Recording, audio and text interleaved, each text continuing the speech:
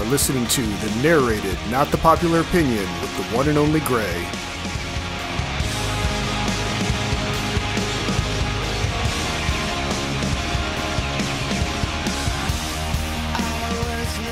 Greetings, opinion nerds. It is I, the one they call Gray, and we're going to be talking about a new history of rock with the documentary Meet Me in the Bathroom on this random act of opinion coming up right now. Question: do we get to decide what history matters, opinion nerds? How do we gauge over the span of endless time what periods will be important and to who they will matter? Do we document these happenings in our lives because they are important, or do they only become important when we assemble the footage and find a story we can tell? And when we tell our story, should we stop to ask ourselves if we're telling that story because it matters or because we're hoping the story will matter because we told it? We all want to think the time we lived in made the best art, took the best drugs, had the craziest sex, and made the loudest noise, and we want those who come after to know what we did to leave our mark. But how much of that is because we really believe we made a mark on the world, and how much of it is the fear that if we don't say something about ourselves, no one will remember we were even here? There seemed a very brief window in the early 2000s where a small but potent surge of arty garage bands threatened to push out the backwards cap pseudo-rappers and the party pop punkers dominating the rock airways to return rock and roll to something more primal. This wave of New York or New York-style bands whose sound harkened back to the cheap beer smell of hole-in-the-wall 1970s bars of the East Village in Brooklyn seemed part of a natural rolling wave of rock set to sweep away the pretensions that had swollen the egos of the then-current crop of overproduced sellouts who were the darlings of MTV. These new bands were leaner, hungrier, and they came in two flavors: noisy good timers and accessible art rockers. The fact that they were seen as heirs to the long-lost days of CBGBs that gave birth to bands like Blondie, Television, and the Talking Heads gave them an air of cool. It was also ideal for an industry that was dealing with a decades-long party that was sure to come to an end as its audience was getting to the point where mortgages and children were taking the place of nights spent binge drinking and shouting at strangers. It was a perfect storm of critical and commercial elements foreshadowing a sea change in the rock music landscape that never really quite came to pass. Within a decade, most of these bands would be on hiatus or on the verge of breaking up, while a handful of pretenders riding the wave of style, as they do, would come and go in their wake. While some struggled to find their place in the world, others found themselves unprepared to manage the grueling schedules and crushing notoriety of their rocket to success and simply collapsed under the weight. However, in the quest to celebrate the music of these people at this time, Meet Me in the Bathroom does not discuss the soft contraction of this scene beyond the beginnings of its downfall and the gentrification of their hallowed New York grounds, which scattered them to the winds and brought an end to their burgeoning scene. What the film does attempt to do is place the ascendancy of this scene against the backdrop of a New York heavily affected by the events of the destruction of the World Trade Center buildings on September 11th, 2001.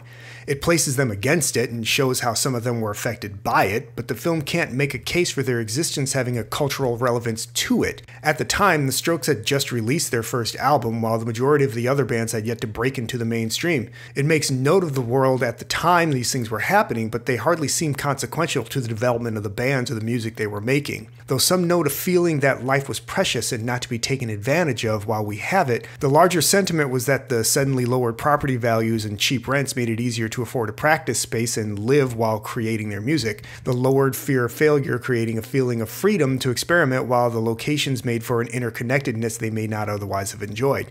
Not exactly a heartwarming tale of banding together after tragedy, but practical matters do matter practically. This will be the extent of any attempt to convey a kind of cultural relevance for the scene. It was a thing that happened. Now let's move on. Though one would presume an amount of the interview material would have been generated during the compilation of the book before being published in 2017, there seems to be very little sense of introspection on the part of the participants in regards to how things shook out after 2004 or 2005 when the scene evaporated. The Moldy Peaches, for example, literally the first group we encounter at the film's open and positioned as a kind of spiritual link between the bands, mostly disappear without mention about halfway through. The documentary's focus on the Stokes, arguably the most successful and longest running act to come out of the scene, is so strong. The film and book's title comes from a song on their second album, Room on Fire. It's a wonder the whole thing isn't just about them. Second running in that is certainly the Yeah Yeah Yeahs, though like the band itself, the focus is almost entirely on frontwoman Karen O as a singular point of personality, while Interpol, The Rapture, LCD Soundsystem, and smaller bands like The Liars are covered in an almost, oh yeah, and they were there too kind of way. None of their stories are as interesting, and even the main attractions are only just. This boils down the film's content conundrum. Is it trying to make a case that the scene was somehow important, or is it simply a document of a place in time that those behind believe others will agree is important? Goodman wrote the book, which went on to find critical acclaim, so someone had to believe the period was worth documenting. But after watching the film, you'd be hard-pressed to understand why. The scene was obviously important to the people in it, who were not necessarily a tight group, but were very familiar. One could say it brought attention and energy back to New York in the wake of 9/11, but it's just as fair to say the bands gained attention for the world's focus on the area at the time. But it becomes clear that for the majority of the people involved, some of whom were attending private or exclusive music or art schools, that music was a thing they did because they could, not because they needed to, not because they had something to say and no other way to say it. The Strokes likely come the closest, but even they've seen diminishing sales alongside critical reviews that seem to characterize the majority of their output as pretty good. Virtually no time is spent on anything that isn't praiseful of the bands, and the whole thing ends up feeling like a puff piece made by people who really need others to believe what they're selling to justify their sense of import. Now, this isn't the opinion of some long past their prime, everything was better in my day curmudgeon, or anyone over 30 is a boomer upstart. These people are my chronological peers, and I was very much present when all of this was happening, albeit some 600 miles west in the Detroit area. I thought the Strokes' first record had a fun throwback sound and was enamored of the muscular yet atmospheric sound of Interpol's debut, but the only thing I knew of the Yeah Yeah Yeahs was their song Maps and the overwhelming amount of attention paid to Karen O for being a wild, artsy chick. At the time, nothing else about it piqued my radar. This movement of musicians never felt like it was going to have the same board-clearing impact nu metal and pop-punk had on alternative or grunge had on hair metal.